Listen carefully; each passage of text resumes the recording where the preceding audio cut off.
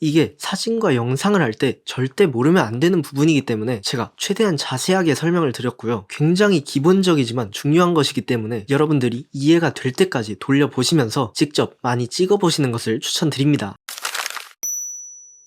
여러분 안녕하세요. 앱준에 찍어보자고 첫 번째 편이고요. 저는 앱준입니다. 지금 시간이 거의 한 오전 3시 정도 되었기 때문에 그렇게 큰 소리로 컨텐츠를 이어가지 못하는 점 양해 드리고요. 제가 이 컨텐츠를 처음에 기획할 때 재미와 정보를 모두 전달드리는 것을 목적으로 기획을 했는데요. 제가 오늘 소개해드릴 내용을 처음에 안 다루면 여러분들이 이 컨텐츠 내용에서 이해하기 힘든 부분이 있을 것 같아서 첫 영상으로 다뤄보고자 이렇게 카메라를 켰습니다. 오늘 영상은 카메라 노출의 3요소에 대해서 알려드릴 건데요. 카메라를 처음 구매하셨거나 폰카나 소형 카메라를 이용해서 더 고퀄리티로 사진과 영상을 촬영하고 싶으신 분들에게 유익할 컨텐츠입니다. 이제 컨텐츠 첫 영상이지만 정보성에 많이 치우쳐져 있기 때문에 재미보다는 초반에 모르는 것을 알고 짚고 넘어간다 라고 생각하시면 좋을 것 같습니다. 이 부분이 사진과 영상을 할 때 모르면 안 되는 부분이기 때문에 최대한 자세하게 설명해 드리려고 합니다. 먼저 노출의 3요소를 설명드리기 전에 이 노출이라는 게 무엇인지 익스포저에 대해서 설명을 드리겠습니다.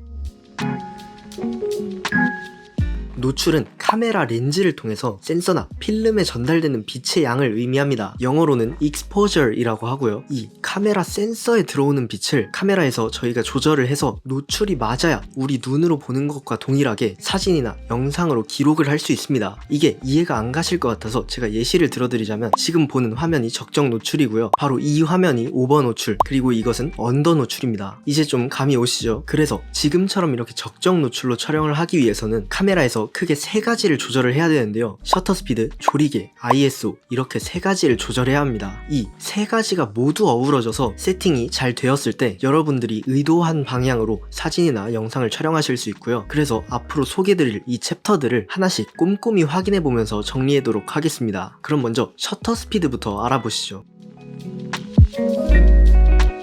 자, 먼저 셔터 스피드는 카메라 센서가 빛에 노출되는 시간을 의미합니다. 스피드가 한국어로 속도잖아요. 그래서 셔터 속도라고도 합니다. 쉽게 설명해보자면 사진을 찍을 때 셔터를 누르면 찰칵 하고 찍히잖아요. 그 찰칵 하는 소리가 길게 찰칵 이렇게 나면 셔터 스피드가 느린 것이고요. 찰칵 하고 짧게 나면 셔터 스피드가 빠르다고 합니다. 셔터 스피드가 느리면 찰칵 이기 때문에 오랜 시간 동안 센서에 빛을 노출시키기 때문에 더 많은 빛을 받고, 셔터 스피드가 빠르면 찰칵이기 때문에 짧은 시간 동안 센서에 빛을 줘서 비교적 적은 빛을 받게 되겠죠. 카메라에서 확인해 보시면 이렇게 셔터 스피드를 조절할 수가 있는데 3초와 400분의 1 이렇게 2가지로 설명을 드리겠습니다. 3초일 경우에는 3초 동안 센서에 빛을 노출시킨다는 얘기고요. 반대로 400분의 1초일 경우에는 400분의 1초 동안 센서에 빛을 노출시킨다고 보면 됩니다. 당연히 수학적으로 생각해 봤을 때 이 2가지 보기 중에서 3초는 느린 셔터 스피드고요. 400분의 1초는 빠른 셔터 스피드입니다.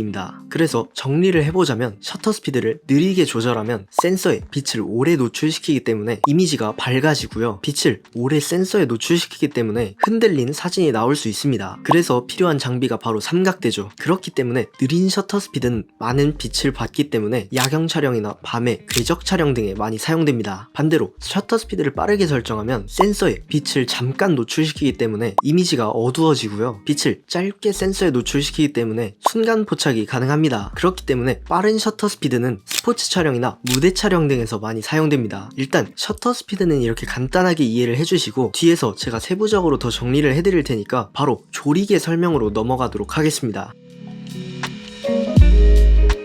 조리개는 카메라 렌즈 안에서 빛이 들어오는 것을 조절하는 기능이고요. 조리개는 크게 2가지의 영향을 주는데 바로 노출과 심도입니다. 조리개는 카메라에서 봤을 때 f-스탑으로 되어 있고요. 시네마 렌즈를 사용할 경우에는 T값을 사용하긴 하지만 T값에 대해서 더 알고 싶으신 분들은 여기 제가 삼양 VAF 45mm 렌즈를 리뷰한 영상을 봐주시고요. 아무튼 다시 설명을 이어가 보자면 제가 가진 이 렌즈에서는 f1.8, 2.8 이렇게 조절을 해서 f22까지 조절을 할 수가 있고요. 있고요. 조리개를 카메라에서 f1.8처럼 수치를 점점 낮게 조절을 하면 렌즈 속에 있는 이 부품이 활짝 열려서 빛을 센서에 더 많이 받게 해서 밝아지고요. 반대로 f22처럼 수치를 높게 조절하면 렌즈 속 부품이 모아지면서 빛을 센서에 더 적게 받게 해서 어두워집니다. 그래서 이렇게 노출에 영향을 주는 것에 대해 설명을 해보았고요. 두 번째는 심도였죠. 여러분들 혹시 갤럭시나 아이폰에서 인물 사진 모드 사용해 보셨나요? 그 모드로 촬영을 하게 되면 촬영을 한 후에 편집에 들어가서 f-stop을 조절해서 심도, 수치를 조절할 수 있는 기능이 나오죠. 그것처럼 카메라도 똑같이 심도를 조절할 수 있는 기능이 바로 이 조리개입니다. f1.8처럼 조리개를 개방하게 되면 아웃포커스가 극대화되고 심도가 얕은 이미지를 만들어서 피사체에 집중을 할 수 있게 할 수 있고, f22처럼 조리개를 조이게 되면 펜포커스가 되어서 심도가 깊은 이미지를 만들게 돼서 프레임에 담긴 거의 모든 것에 집중을 시킬 수 있습니다. 그래서 정리를 해보자면 조리개를 개방하면 f1.8과 같이 조리개 수치를 낮게 설정해서 밝고 아웃포커스가 극대화되어서 심도가 얕은 이미지를 만들 수 있고요. 조리개를 조여주면 f22와 같이 조리개 수치를 높게 설정해서 어둡고 펜포커스가 되게 해서 심도가 깊은 이미지를 만들 수 있습니다. 카메라를 사용하는 데에는 굉장히 많은 이유가 있겠지만 이 조리개로 인한 심도 표현이 거의 이 카메라를 사용하는 맛의 정점이기 때문에 이 조리개 기능을 잘 사용한다면 스마트폰 그 소프트웨어 처리적으로 구현하기 힘든 예쁜 사진을 얻을 수 있는 것이죠. 자, 그러면 그 다음으로는 ISO에 대해서 말씀을 드리겠습니다.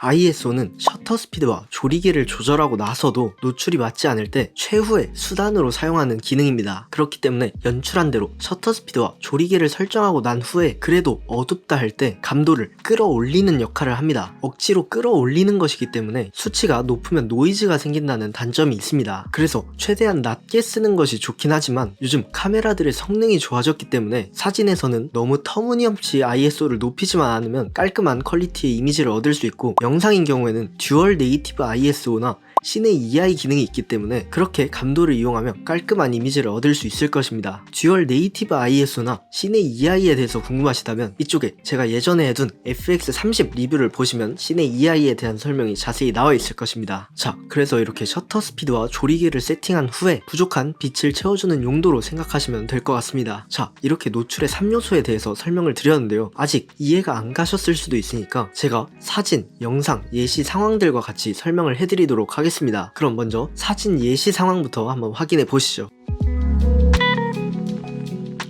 자, 먼저 어떤 피사체인지부터 생각을 해봐야 됩니다. 저는 조리개, 셔터 스피드, ISO 순서로 조정을 해주는데요. 그냥 보통 상황을 가정하면 드넓은 풍경 같은 경우에는 조리개를 조이고, 인물 사진이다 하면 조리개를 열어서 심도가 얕게 아웃포커스를 설정해 둡니다. 그 다음에는 셔터 스피드를 조절해 줘야 되는데요. 저는 보통 기본 125분의 1초 셔터 스피드를 두고 사용을 하는데요. 너무 밝다 싶으면 셔터 스피드를 더 빠르게 해주고, 어두운 상황이다 하면 장노출이 아닌 이상 125분의 1초 그 밑으로 내리진 않고 ISO를 올려주는 순서로 세팅해주고 있습니다. 셔터 스피드를 보통 그 밑으로 더 내리면 흔들릴 수 있기 때문에 예외 상황이 아닌 이상 ISO로 조절을 하는 것이죠. 그리고 제가 종종 사용하는 100-400GM 같은 렌즈인 경우에는 이 렌즈 자체가 무거워서 손으로 들었을 때 좀 흔들리기 때문에 셔터 스피드를 더 빠르게 하고, 그리고 ISO를 조절하는 순서로 세팅을 하고 있습니다. 그래서 정리를 해보자면 상황에 따라 당연히 다를 수 있지만 대체적으로 피사체를 보고 조리개를 먼저 정하고 셔터 스피드를 정한 후에 ISO를 조절한다, 이렇게 알아두시면 좋을 것 같고요. 그럼 예시를 한번 보여드리겠습니다. 첫 번째로 피사체는 풍경이고요. 전체적인 풍경을 모두 선명하게 담아야 되는 상황으로 연출을 했습니다. 그런 상황이면 당연히 펜포커스를 설정해 줘야 되죠. 그러면 조리개를 조여서 한 f8에서 11 정도로 두고, 밖이 매우 밝기 때문에 셔터 스피드를 빠르게 맞춰주고 그 다음에 ISO는 최저로 맞춰주었습니다. 그러면 이렇게 딱 적정 노출이 되죠. 이렇게 적정 노출로 촬영을 했을 때 우리가 눈으로 보는 것과 똑같이 정확한 사진이 나오는 것을 볼 수 있습니다. 자, 그러면 한 가지 상황을 더 들어볼까요? 피사체는 인물이고 딱 인물만 정확하게 강조하고 싶은 상황을 연출했다고 가정해봅시다. 그러면 아웃포커스를 설정해야 되죠. 그러면 조리개를 최대한 열어주시고 셔터 스피드는 흔들리지 않을 정도로만 설정을 해주고 ISO는 동일하게 최저로 설정을 해두었습니다. 그러면 이렇게 딱 적정 노출이 되면서 심도까지 얕게 잘 촬영이 된 것을 볼 수 있습니다. 이렇게 노출의 3요소를 적절하게 세팅을 해두면 노출과 심도 효과까지 의도한 대로 정확하게 촬영한 이미지를 얻을 수 있습니다. 그럼 그 다음으로는 영상에서 활용 팁과 예시 상황에 대해서 설명해 드리겠습니다.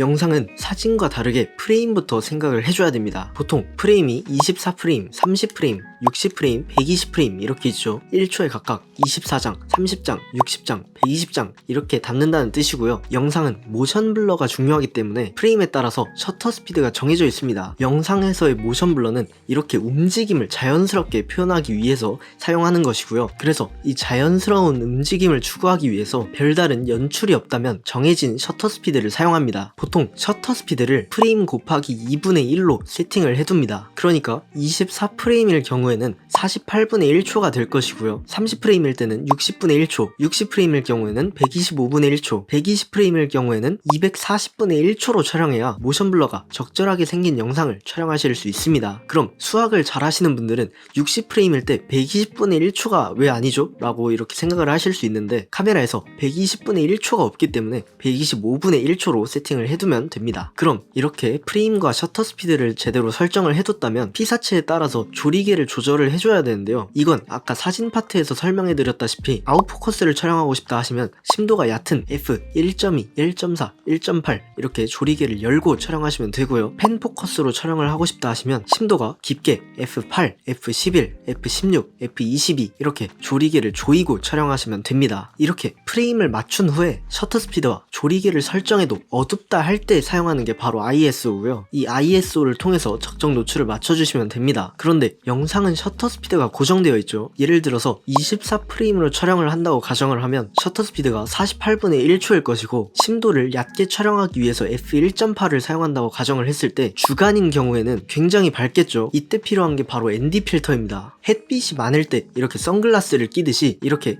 프레임, 셔터 스피드, 조리개를 다 설정해 두고서 밝을 때 사용하는 카메라용 선글라스가 바로 이 ND 필터입니다. 이것을 렌즈 앞에 장착을 해주고 가변 ND일 경우에는 ND 농도를 설정해서 적정 노출을 맞춰주시면 되고요. 가변 ND가 아닐 경우에는 ND 필터를 장착해 주시고 ISO로 적정 노출을 잡아주시면 됩니다. 그래서 정리를 해보자면 영상은 프레임을 정한 다음에 셔터 스피드를 설정해주고 피사체를 보고 조리개를 정해준 다음에 마지막으로 ISO를 조절한다. 하지만 그래도 밝다 하는 경우에는 카메라용 선글라스인 ND 필터를 사용한다. 이렇게 알고 계시면 될 것 같습니다. 자, 그러면 영상도 예시 두 가지를 들어드리도록 하겠습니다. 첫 번째 상황은 시네마틱한 촬영을 위해서 24프레임으로 촬영을 하는 경우이고요. 그러면 셔터 스피드는 48분의 1초가 될 것이고 조리개는 여기 앞에 있는 피사체를 강조하기 위해서 최대 개방을 하겠습니다. 그러면 f1.8이 되겠죠. ISO는 최저로 두었습니다. 그런데 이렇게 해도 밝죠. 바로 이때 ND 필터를 사용하고요. 그러면 이제 적정 노출이 된 것을 확인하실 수 있습니다. 자, 그러면 이제 바로 두 번째 상황, 예능 촬영을 하기 위해서 30프레임으로 촬영을 하는 상황이고요. 그러면 셔터 스피드가 60분의 1초가 될 것이고 예능은 보통 조리개를 한 4 정도로 두기 때문에 조리개를 F4로 세팅하겠습니다. 그리고 ISO를 적당하게 세팅을 해주시면 이렇게 적정 노출이 되는 것을 확인하실 수 있습니다. 자, 그러면 총 정리를 통해서 오늘 영상을 마무리해 보도록 하겠습니다.